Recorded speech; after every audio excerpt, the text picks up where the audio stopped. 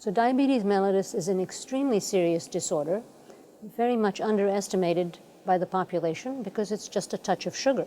And when we think of sugar, we think of good things. But about 100 million people, or almost a third of the population, has either diabetes or prediabetes. And about 10% of the population has known diabetes. Another 5% doesn't know that they have diabetes.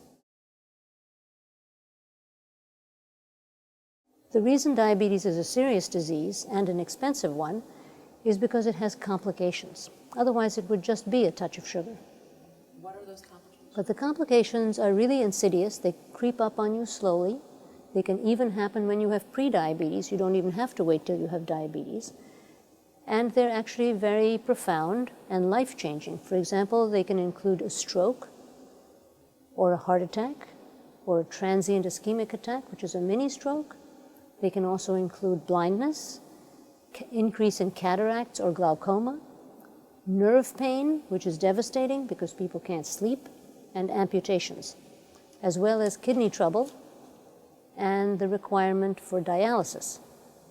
All of these are profoundly increased in people who have diabetes and even in some people who have prediabetes.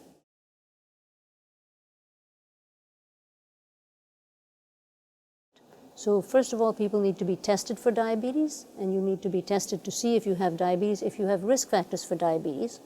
And these would include things such as obesity, and we're in the middle of one of the biggest obesity expansions in the world.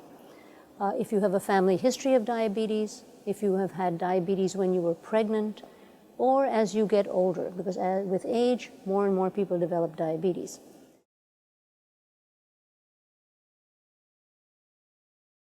So for example, everyone's on a medicine called metformin, which is a first-line treatment.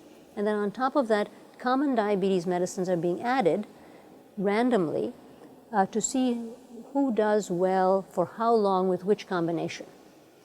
And in addition, there's some physiologic measurements being made to tell that, so that when the study is finished, we can know which combination of drug worked for what kind of patient.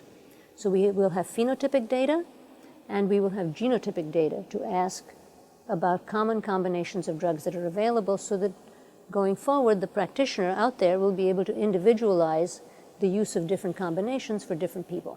And this study is being done throughout this country at 36 different sites, and we are one of those sites. And it's actually very exciting because it's a little over halfway done, and we're hoping to get some results that we can actually use in the real world right away. So we're hopeful that this will give us some positive outcomes.